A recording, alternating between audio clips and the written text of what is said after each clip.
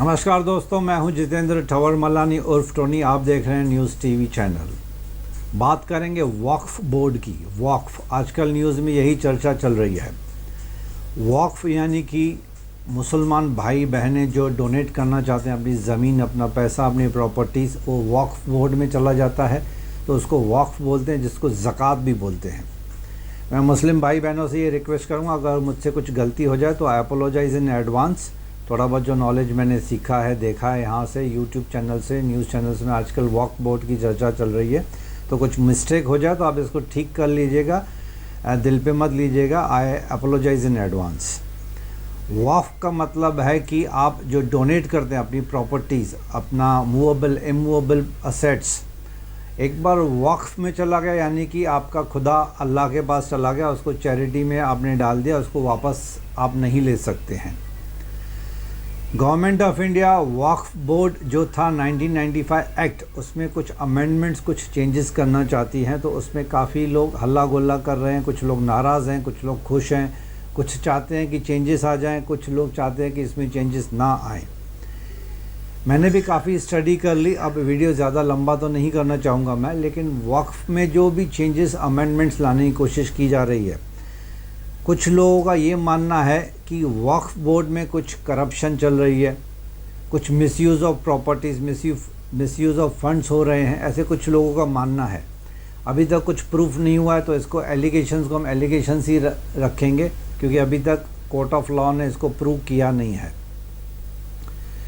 लेकिन वक्फ में ये मानना होता है कि once you donate any property you can not take it back, because it is to be used by the charitable purposes।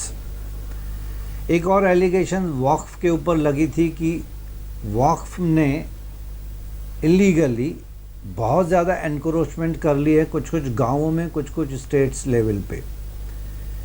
Tamil Nadu का एक केस सामने आया था जिसमें एक आदमी ने अपनी प्रॉपर्टी बेचनी चाहिए, शायद उसके फैमिली में किसी की शादी थी, तो वो चाहता था कि अपनी प्रॉपर्टी ज़मीन बेच के वो उस पैसे को मैरिज पर्पस के लिए यूज़ करे।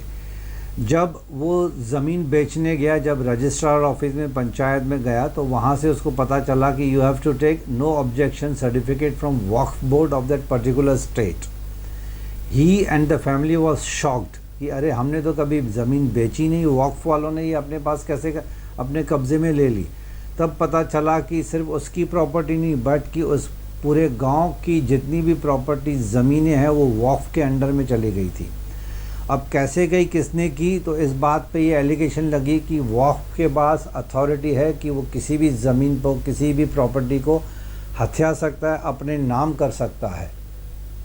तो ये बहुत ही रिस्की, बहुत ही डेंजरस सिचुएशन मानी जाएगी कि अगर वक्फ के पास इतनी अथॉरिटी है कि वो किसी भी ज़मीन पे अपना कब्ज़ा कर ले, तो this is very risky, this is very threatening.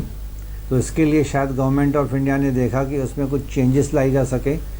लेकिन मेरी एक सब रिक्वेस्ट है, सभी लोगों को यही रिक्वेस्ट है कि वक्फ के ऊपर जो चेंजेस करनी है, लानी है, आपको उसमें सजेशन देनी है, रिकमेंड करना है, तो बहुत सोच समझ के कीजिए, क्योंकि बिना पढ़े लिखे, बिना समझे आप you can not give any suggestion. तो ब्लाइंडली किसी भी चीज़ को फॉलो मत कीजिए, मेरी तो यही रिक्वेस्ट है विथ फोल्डेड हैंड्स, कि कहीं सुनी बातों पे मत जाइए। पहले तो अंडरस्टैंड कर लीजिए कि वक्फ के पास जो अथॉरिटी है, कितनी अथॉरिटी है, अम्ब्रेला अथॉरिटी है या सिलेक्टिव अथॉरिटी है, उसको सुनिए, पढ़िए, समझिए, तब जाके आप गवर्नमेंट ऑफ इंडिया को सजेशंस या रिकमेंड कर सकते हैं। बहुत सारी बातें अब चल रही हैं पूरे सोशल मीडिया पे, कुछ वक्फ के फेवर में, कुछ वक्फ को क्रिटिसाइज़ किया जा रहा है।